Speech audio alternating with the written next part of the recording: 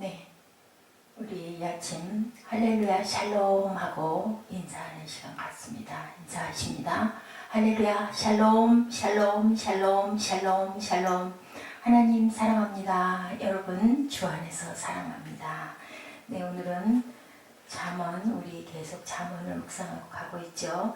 잠언 17장 22절 말씀을 중점으로 샬롬 회복하는 제목을 가지고 우리 한번 은혜를 나눠보도록 하십니다.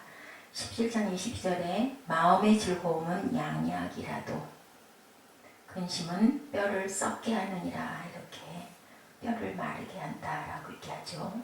24절에 보니 지혜는 명철한 자의 앞에 있거늘 미련한 자는 눈을 땅끝에 두느니라. 네, 발끝만 들여다본다라는 말씀을 하십니다. 26절에는 의인을 벌하는 것과 귀인을 정직하다고 때리는 것이 선치 못하다. 미련한 자라도 잠잠하면 지혜로운 자로 여기 오고 그 입술을 닫히면 슬기로운 자로 여기 오느니라. 여호와를 경외하면 장수하느니라. 악인의 연세는 짧아지느니라.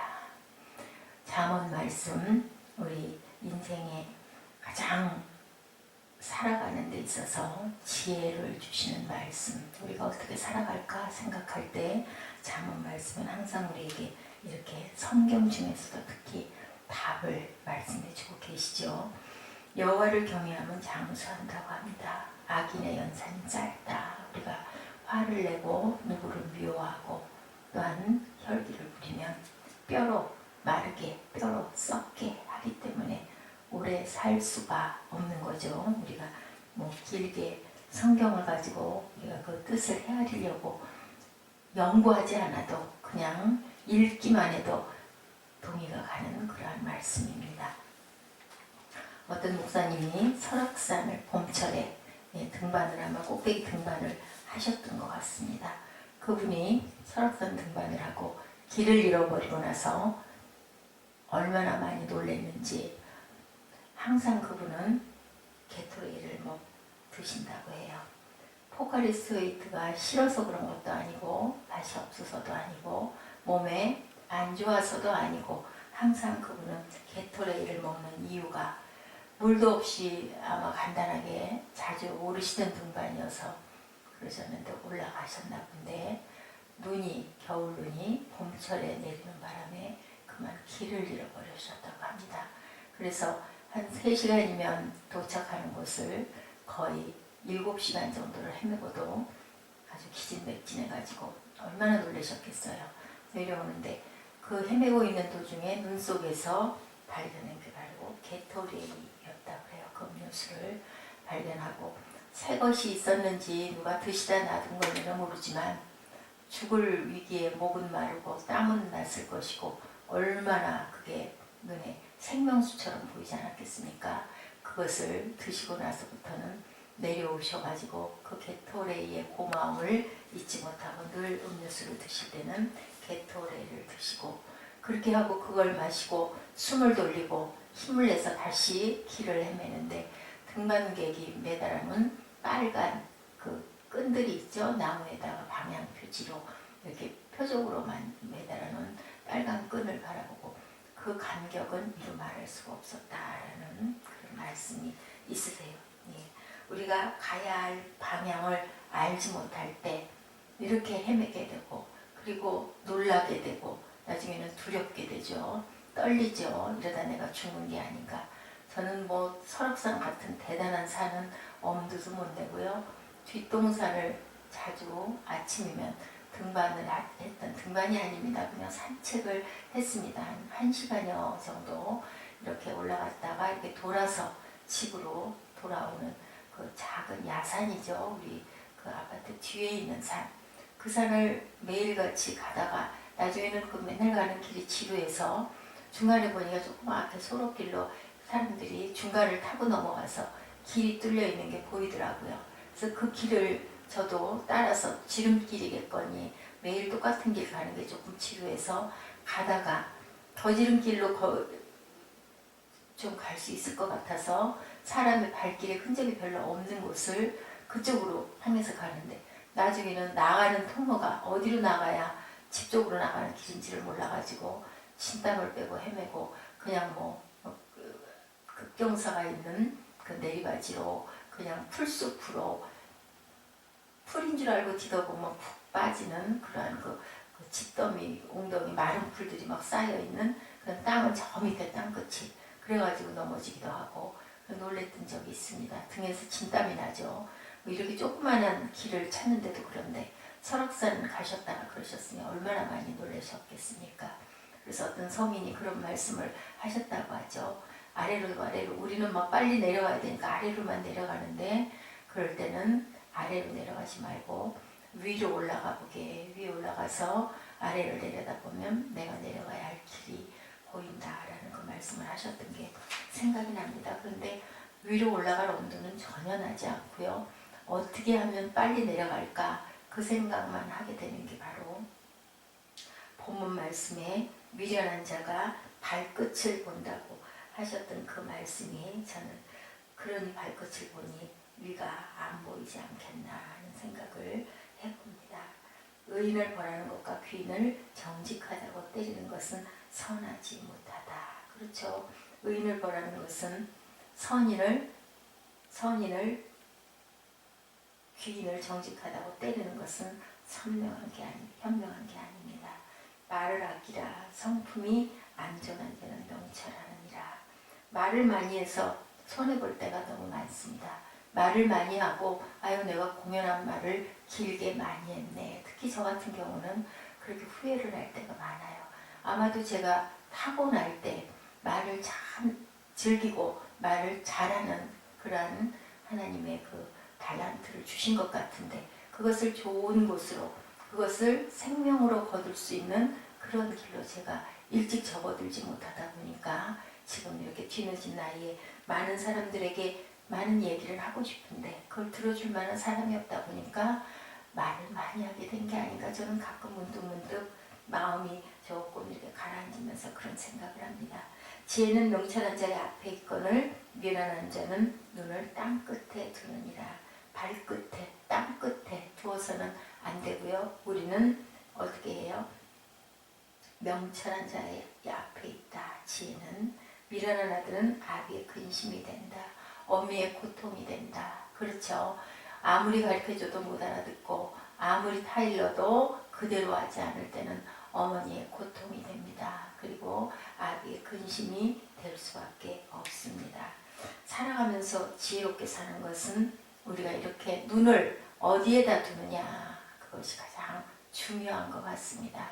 발끝에다 땅끝에다만 둘 것이 아니라 하나님의 말씀에 두고 하나님의 말씀이 어디서부터 옵니까? 하늘에서부터 오죠. 우리가 그것을 기도로 이어갈 때 하나님과의 교통의 관계가 이루어지고 하나님과의 관계 그리고 그 하나님과의 관계에서 얻은 지혜로운 그 삶을 형제 자매와 또한 가족과 나누는 수평의 관계를 잘 형성해 갈 때 그것이 바로 십자가의 도이겠죠. 먼저 자문은 뭐라고 말씀하고 계신가요? 오늘 본문 말씀 중심으로 우리가 한번 쭉 중요한 구절들을 뒤져봤는데요. 17절 24절 뭐라고 말씀하신다고요? 소중한 일을 먼저 해라. 명철한 자의 앞에 있다. 지혜는 미련한 자는 눈을 땅끝에 두느니라. 인생을 살면서 소중한 것들이 있고 급한 일들이 있는데 우리는 정작 소중한 일보다는 급한 일만 먼저 처리하려고 하죠. 그것들이 급하다 보니까 정말 소중한 것은 생각을 못하고 생각할 겨를이 없고 틈을 놓쳐버릴 때가 얼마나 많은지 모릅니다. 지혜로운 사람들은 당장 눈앞에 급급한 일들만 찾아다니지 않는다라는 것을 우리가 깊이 생각해 봐야 하겠습니다.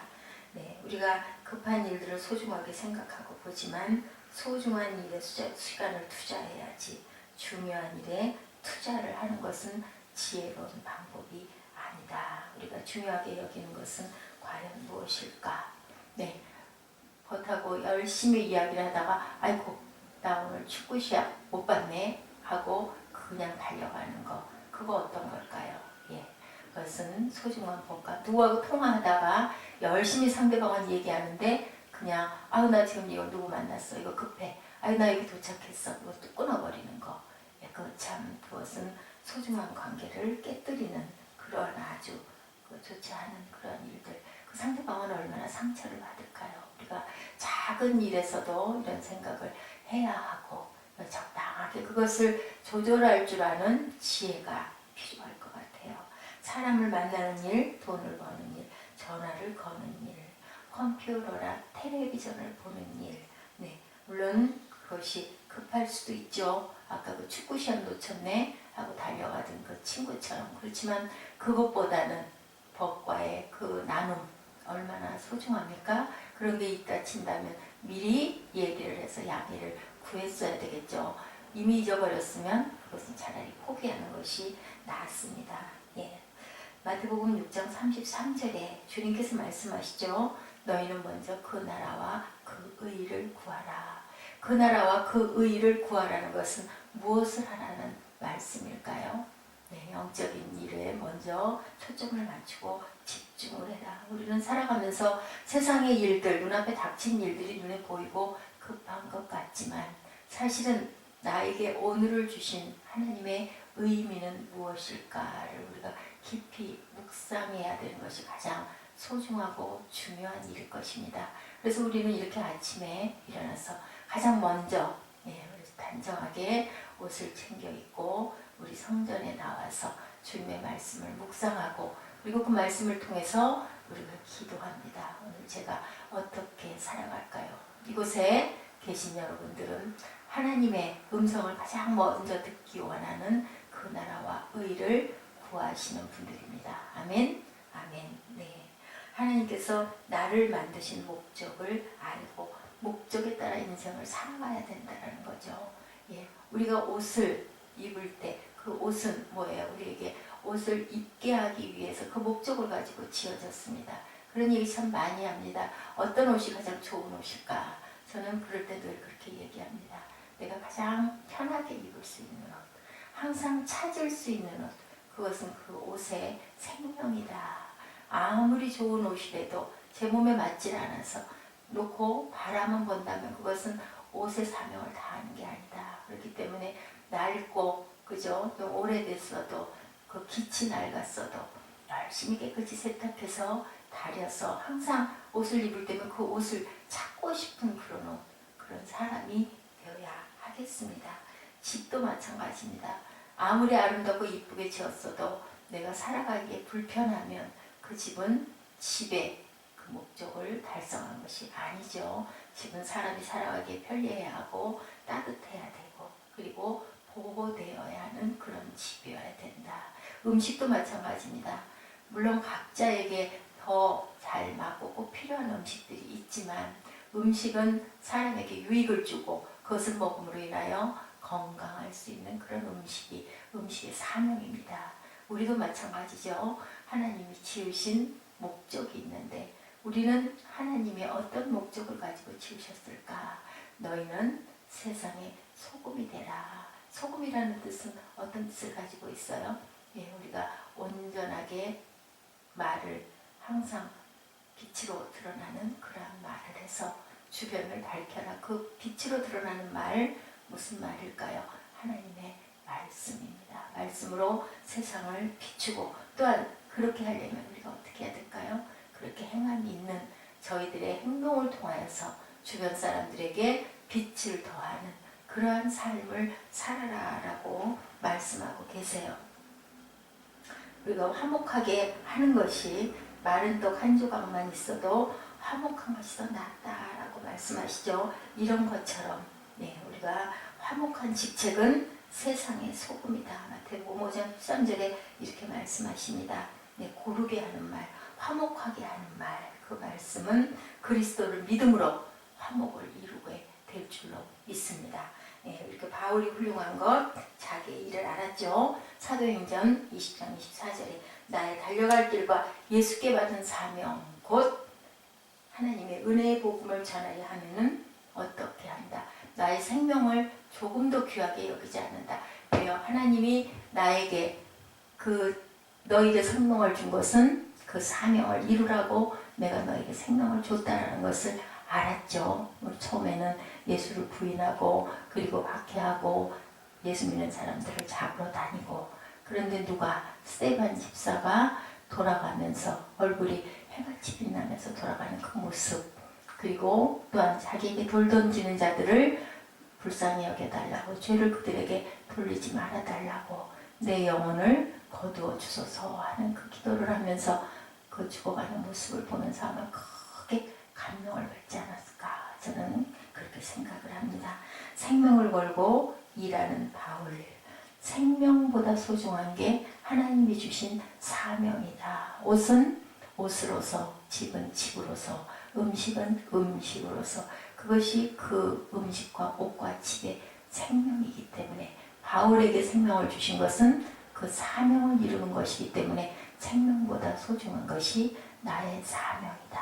그러면은 여러분들은, 저는 어떤 사명을 하나님이 주셨을까요? 아까 말씀드린 대로 빛으로 소금으로 살아가라, 화목의 직책을 우리 모두에게 주신 줄로 믿습니다. 그 화목의 직책을 어디에서부터? 우리 가정에서부터 형제 자매에게 나누고 화목의 말을 하면서 하나님의 영광을 드러내고 빛으로 살아가는 저희들이 되라고 그 직책을 주셨죠. 요한복음 17장 4절입니다. 예수 하나님께서 내게 하라고 주신 일을 내가 이루어 아버지의 이름을 이 땅에서 영화롭게 하였사오니. 누가 말씀하세요? 예수님께서 이 땅에서 나는 이렇게 했습니다 라고 고백합니다. 주님께서 세상에 오셔서 우리에게 무엇을 하고 가셨습니까? 가장 높은 자로 낮은 자로 오셔서 하나님이시면서도 사람을 입고 오셔서 우리와 함께 옆에서 생활하셨죠. 그리고 고치셨습니다. 그리고 우리에게 화목의 말씀을 주고 가셨습니다. 이렇게 저는 이렇게 아버지의 이름을 이 땅에서 영화롭게 하였다라고 고백하는 그 주님, 그 주님의 모건의 발자취를 따라가는 저와 여러분들, 제자된 삶을 살아야 할 줄로 믿습니다. 우리가 해나가는 것이 아니라 하나님께서 만드시는 목적대로 살아가는 것, 내가 무엇을 하려고 하는 것이 아니라 하나님께서 우리에게 주신 목적을 발견하고 그 목적대로 살기 위하여 오늘 이 아침도 저와 여러분 함께 말씀 묵상하고 기도하고 찬양하고 그리고 하루를 시작하는 중 있습니다. 아멘. 그리고 나를 여유 있는 마음을 가져야 한다.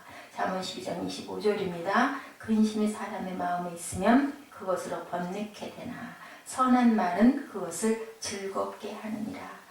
근심은 사람을 고통하게 합니다. 그렇기 때문에 아무것도 염려하지 말고 오직 기도와 간구로 너희 구할 것을 하나님께 아뢰라. 그랬을 때 너에게 무엇을 주신다? 평강의 하나님이 너에게 평강을 주시겠다고 말씀하고 계시죠. 너무 긴장하면서 살지 마십시다. 조금쯤 여유를 가지고 하나님의 말씀을 깊이 묵상하고 하나님의 음성을 듣는 저와 여러분 되십시다. 여유를 가져야 되겠죠. 항상 여유가 없음으로 인하여 마음이 화평한 육신의 생명인데 그렇지 못할 때 우리의 뼈를 썩게 한다라고 말씀하시죠. 우리의 근심이 뼈를 썩게 하고 우리의 염려가 뼈를 썩게 하고, 그래서 누구를 미워하거나 누구를 원망하거나 누구를 비방하는 것이 결국은 미움을 갖는 것은 상대방을 미워함으로 인하여 나의 뼈를 썩게 한다. 내가 오히려 그 올무에 붙잡히게 된다. 우리 누구 미워하고 시기하고 분내고 화내고 질투하고 욕하고 비방하면 어때요? 기분이 좋아요? 아니잖아요. 내가 막 혈기가 나죠. 그걸 생각하면 너무 억울하고 분하죠. 결국 그렇게 되면 우리가 장수하지 못한다. 아까 우리 본문 말씀 중에도 그렇게 말씀하고 계시죠. 그렇게 살아가지 말라고 말씀하십니다. 그렇기 때문에 그것은 결국은 누구를 위해서? 나를 위해서라는 거죠.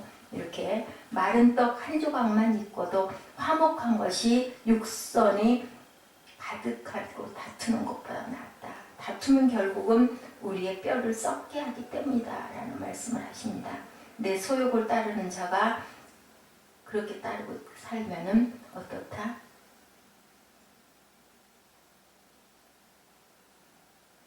미련한 자가 된다는 말씀이죠. 약한 자가 이럴 때는 멸시도 따라온다라고 말씀을 하시는 것처럼 우리가 항상 총명한 자를 경계하는 것이 내 백개로 미련한 자를 때리는 것보다 더욱 깊이 박힌다. 총명한 자들이 되어서 총명한 자들을 하나님께서는 징계할 때는 왜 징계하시는가? 하나님이 이 문제를 주셨을 때는 왜 주셨는가? 어저께 저희들 금요 예배 드리면서 어떻다 그랬어요? 항상 하나님께서 문제를 주실 때, 고난을 주실 때 이 고난과 문제가 어디에서 왔나를 생각해보자 라고 얘기했습니다. 어려움과 아픔만, 발 앞의 것만 생각할 것이 아니라 여기에서 하나님이 내게 주시는 깨닫게 하신 깊은 뜻이 어디 있나. 네. 이렇게 항상 여유를 가지고 하나님의 음성을 듣는, 기도할 때도 내가 원하는 청원을 하기도 하되 하나님이 뭐라고 말씀하시는지 깊이 묵상하는, 잠잠히 고요하게 있는, 기다리는 그러한 기도도 할 줄 알아야 되겠죠. 네. 어떤 목사님이 차를 몰고 가는데 어떤 차가 자꾸 끼어들고 경적을 울려도 자꾸 앞에서 끼어들고, 그래서 나중에 너무 화가 나가지고 그 차를 멈추고 야단을 좀 치려고 작정을 하고는 차를 정차를 시키려고 하는데 그 옆으로 휙 지나가면서 목사님 할렐루야 하고 손을 흔들고 지나가는데 등골이 오싹하고 아찔했다고 합니다. 내가 조금만 더 급하게 서둘렀으면은 나를 알고 내 차를 일부러 아마 그렇게 했던 것 같아요. 아는 체를 하려고 하다 보니까 앞에서 그게 박자가 잘 안 맞아서 자꾸 옆으로 자꾸 오는 것을, 근데 그것이 불쾌했던 거죠. 누굴까 하고 바라보는 마음보다는 우리도 급하게 어디 가려고 할 때 그런 경우 당할 때가 있습니다. 아니면 신호가 자꾸 빨간불이 걸리거나 할 때는 정말 답답하죠. 그냥 좀 한번 휙 지나가 버리고 싶은데 그러지를 못하고 쓰면서 신호등이 한번 빨간불이면 계속 빨간불이라 하더라. 이걸 어떻게 좀 바꿀 수는 없을까? 저도 그렇게 생각할 때가 많습니다. 이 목사님 같은 경우에 창문 열고 한마디 했다 그랬으면 어땠을까요? 얼마나 무안했을까요? 그래서 우리는 여유를 갖고 살아야 하겠죠. 네. 우리가 이렇게 항상 여유 있는 삶을 살아야 할 것입니다. 물어봤대요. 어떤 제자가 스승에게, 네, 어떻게 하면 기쁘게 살 수 있습니까? 하고 물었다 그러네요. 그랬더니 이 스승님의 하시는 말씀이 할 것을 하고 살아라. 배고프면 밥 먹고 공부할 때 공부하고 일할 때는 일해라. 그런 말씀도 생각이 납니다. 가장 은혜가 있는 분들은 보면 아주 단순하다고 합니다. 하나님의 말씀을 잘 듣는 하나님의 종들은 보면 복잡한 게 없다. 너무 단순하다. 보면 정말 단순하다. 아이같이 단순하다. 배고프면 먹고 일할 때는 일하고 그리고 또한 공부할 때는 공부해라. 이 뜻 안에 들어있지 않을까. 우리가 내일 일은 내일이 염려해 줄 것이니 염려 근심 붙들어 매고 네가 할 것만, 오늘 너에게 주어진 것만 최선을 다해서 열심히 하라. 그 얘기겠죠. 그러면 어떻게 하면 우리는 이런 여유를 가질 수 있을까? 잠언 10장 27절에 여호와를 경외하면 장수하느니라. 악인의 연세는 짧아지느니라. 왜요? 뼈를 마르게 하겠다고 아까 말씀드렸죠. 제 말씀이 아니라 하나님이 그렇게 말씀을 하십니다. 그래서 야훼를 경외하라. 경외한다는 뜻이 뭘까요? 두렵고 떨림으로 야훼를 섬기라는 거죠. 주님의 율법을 무엇으로? 사랑 안에서. 우리가 율법을 지키려고 애를 쓰는 게 아니라 하나님의 은혜를 받고 나면 하나님의 계명이 무엇보다 달아요? 꿀보다 달기 때문에 그렇게 지키고 싶고, 지켰을 때 우리 어때요? 너무 기쁘지 않습니까? 감사하지 않습니까? 우리가 그래서 은혜 받은 사람들은 예배를 드리면 피곤해지는 게 아니라 피곤이 없어져 버린다고 그러죠. 물론 우리가 육신적인 피로 때문에 너무 졸려고 할 때도 순간순간 있습니다. 그래도 정말 말씀이 내 안에 와서 꽂히면 깜짝 놀라게 되죠. 그래서 그것을 이깁니다. 여러분들도 아마 내가 이렇게 피로했는데 그거 이상의 어떤 기쁨이 왔을 때 그 모든 게 다 없어져 버리는 것 같은 그러한 마음 드실 적이 있었을 거예요. 저는 그런 경험이 여러 번 있습니다. 너무너무 피곤했는데 예배 드리고 나면, 예배 섬기고 나면, 은혜 받고 나면, 제가 말씀을 전할 때가 아니어도 말씀을 들으면서도 은혜 받고 나면은 그냥 그 피로가 싹 씻은 듯이 없어져 버린 그런 경험. 여러분들 너무 사랑하는 사람, 좋아하는 사람을 뜻밖의 생각지도 않았는데 불쑥 만났던 경험 있으시죠? 그랬을 때 어때요? 모든 게 그냥 다 그동안에 그 힘들고 피곤하고 아유 내가 가서 얼른 자야지 했던 게 잠이 다 달아나 버리고 몇 시간을 함께 있어도 좋고 뭐 밤을 새워도 좋고 이런 것처럼 기쁨이 충만해지면 내 모든 피로와 삶의 공고가 없어져 버린다. 아멘? 여러분들 이해하시죠? 네, 그렇게 그런 마음이 든다라는 거죠. 이런 것처럼 우리는 어떻게 해라? 하나님을 의지를 하고 그렇게 살아가면 장수의 삶을 살 수가 있다. 무엇보다도 기쁜 삶을 살아야 돼요. 그래서 명령하셨죠. 기뻐하라. 예, 쉬지 말고 기도해라. 범사에 감사해라. 왜요? 기뻐지면 기도하게 되고 감사하게 되고 감사하다 보면 기뻐집니다. 그래서 또한 기도하게 됩니다. 그래서 우리는 이것은 너희들이 이렇게 좀 했으면 좋겠다가 아니라 명령형으로 말씀에 원어에 보면 나와 있습니다. 우리가 근심 걱정을 가지고 산다면 하나님을 믿지 않는 거고 등을 돌리는 거고 베드로처럼 나를 무리로 걸어오게 하소서 했는데 걸어와라 했더니 발을 딛고 보니까 그 밤중에 시커먼 바다에 물결이 바라보는 순간 너무 놀랍죠. 발을 푹 디뎠는데 그게 뭡니까? 바로 세상이죠. 그랬을 때 우리는 비명을 지릅니다. 하나님 살려주세요. 예, 고함을 치게 되죠. 이게 뭡니까? 믿음이 없기 때문에 주님이 앞에 계신데 나를 물에 빠뜨리지 않으실 건데도 불구하고 우리 마음이 그렇게 돼버립니다. 연약하기 때문에. 그랬을 때 주님께서 이렇게 믿음이 적은 자여 왜 근심하느냐 그러고 손을 붙들어 주시죠. 그 주님이 지금도 저와 여러분의 손을 붙들어 주십니다. 자신을 바라보지 말고요. 주님을 바라보며 여유를 갖고 쉼을 얻는 그러한 삶을 살아가시기 바랍니다.